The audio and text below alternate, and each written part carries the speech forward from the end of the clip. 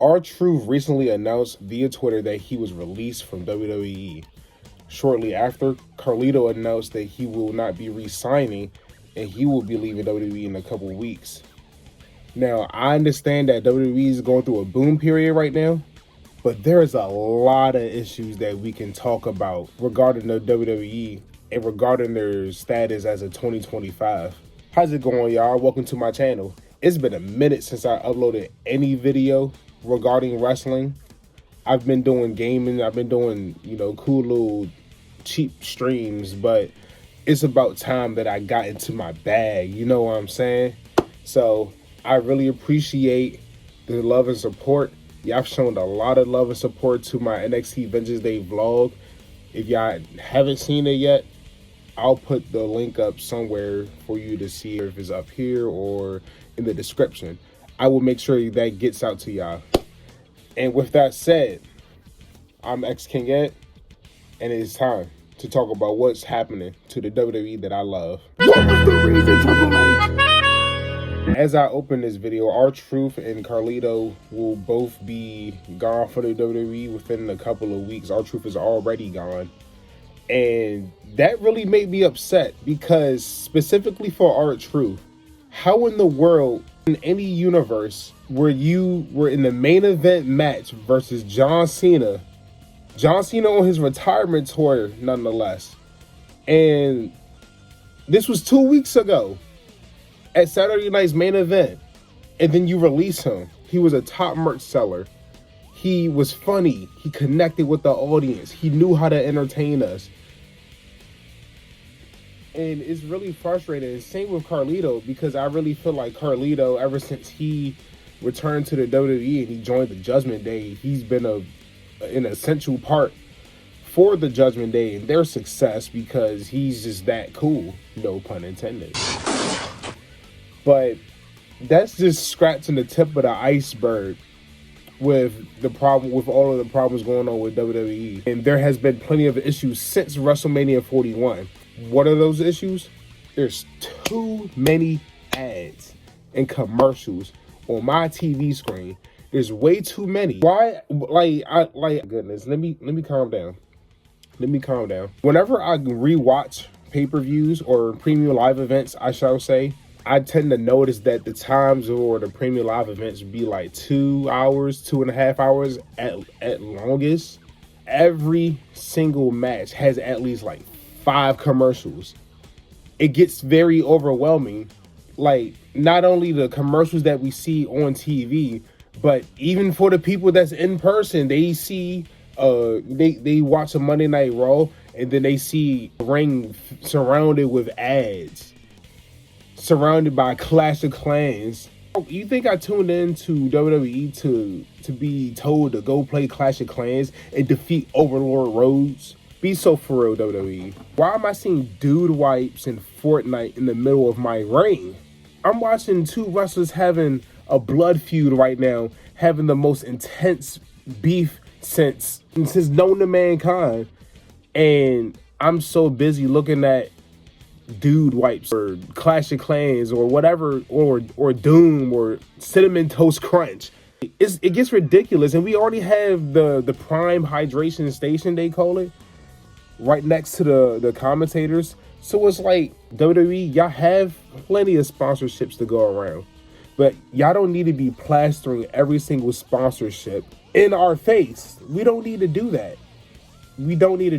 Second issue that I have, I feel like with the way that WrestleMania was scheduled so late in April, it was scheduled for the weekend of April 20th and April 21st. I feel like WrestleMania being so late in the calendar year, that really set back a lot of things, because after WrestleMania we had Backlash in St. Louis in mid-May, like early mid-May, early mid-May. Then after that it was Saturday night's main event, which was literally 2 weeks after. And now we about to have Money in the Bank, which is coming up this Saturday, and then we're gonna have SummerSlam. Now we're finally going to have some breathing room to actually build up good stories. Ain't that right, Triple H? We should build good stories. We should be able to push the right superstars, which also leads to another problem I've been having with WWE. WWE always want to tell us that the fans are not behind you, then they're not going to push you. It's not a kept secret. But when you have a superstar like Karrion Kross, who has been doing his absolute best to be featured more on television, I keep seeing reports all over. I keep seeing dirt sheets saying how Karrion Kross is going to have more TV time to flesh out his character at the time of this recording. So we'll see how much character development he'll get tonight. But if it's just another night where Karrion Kross is just instigating Sami Zayn, or he's instigating another wrestler, then we're honestly just wasting time. Karrion Kross is wasting his time, and he should definitely go somewhere else, in my opinion, because WWE is not properly using him. Same with Austin Theory. Austin Theory and Grayson Waller has been a tag team for how long now? For how many years? And have not been in any significant story since, they were tag champions? And even then, their tag team championship reign was pretty forgettable, because realistically, you're not going to sit up here and tell me one memorable thing that happened during their championship reign. Not without Googling it, of course. But Austin Theory, he has a fan base. He has people that wants him to do well.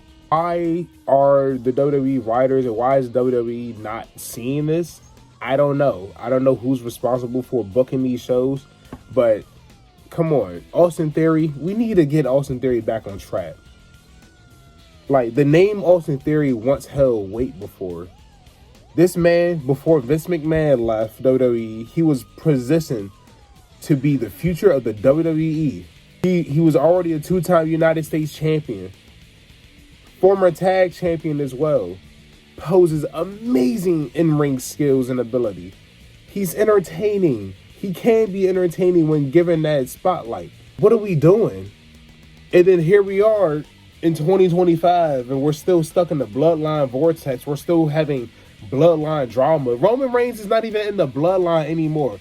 So why do we still have Solo Sikoa trying to be the big bad in the bloodline? Jacob Fatu's U.S. champ. He's doing his own thing. Yada I mean. Why are we wasting our time with more bloodline drama? We can genuinely make Solo Sikoa a interesting character. We genuinely can, because the bloodline story is done. We don't care about the bloodline no more. That's in the past. Ever since Solo showed up and screwed over Drew McIntyre at Clash of the Castle 2022, I believe. He's just been a guy that we know that has been in the bloodline for like the past 3 years, and that's pretty tiring. Triple H, you are taking your sweet time on pulling the trigger on Solo Sikoa and Jacob Fatu.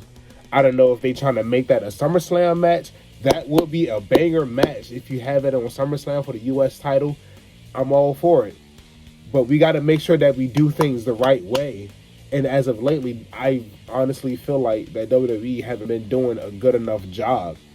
Like, I get that we passed Mania now, have our little Mania hangover, but quality isn't where it should be. And that's the problem. I will just talk about one more problem and I'll end this video, because I really just wanted to make a quick little rant and just get all of this stuff off of my chest, because I feel like, as a WWE fan myself who makes content for WWE, professional wrestling, whatever, I'm watching the same stuff that we're all watching, and we're all having these issues.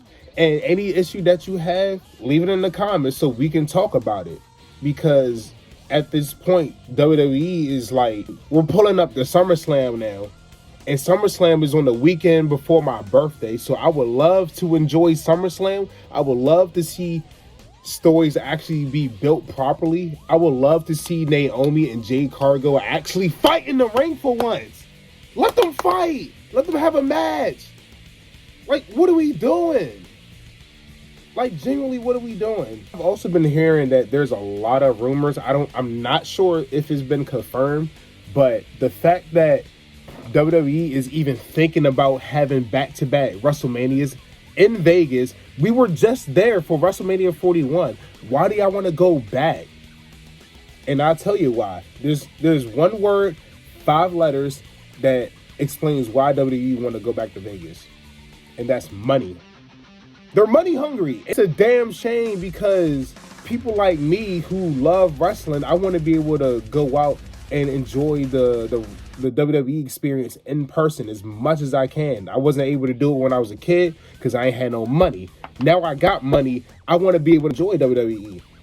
How am I supposed to enjoy WWE when every time WWE comes around my city and they only come around DC like once or twice a year if we're lucky? You got people over here paying hundreds and thousands of dollars for tickets. You know, WWE actually tried charging us $40,000 for SummerSlam tickets. I ain't paying for that. You crazy? Really hate being a negative Nancy, but these are some things that I have to talk about.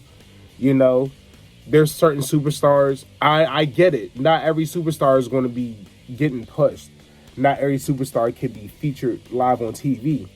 But for the superstars that you're putting on my screen, can you at least give me a reason to give a damn about them? That's all I'm asking for. I'm not asking for you to build this long and intricate story. Can we build some good stories? It's really been frustrating from a fan perspective. From a business perspective, it's absolutely disgusting with what TKO has been doing. Fans are sick of it. And it's only eventually till fans are going to have enough and they're not going to watch the product no more because it's just too much.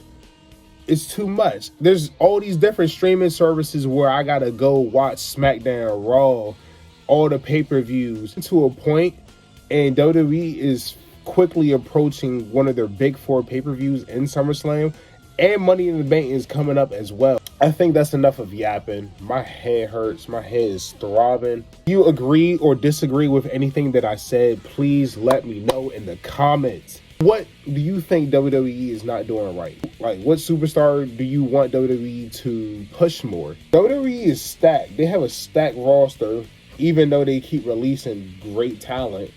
They have a stacked roster. They have the money. They have time. I don't want to overreact and say, oh, WWE is falling off again. Like, no, WWE is still in the peak of their boom. But for them to continue this boom period, they're going to have to make some adjustments so they'll continue to reap the benefits of this wrestling boom that they are experiencing. That's all I got to say. X King Ed is out with another video. Peace.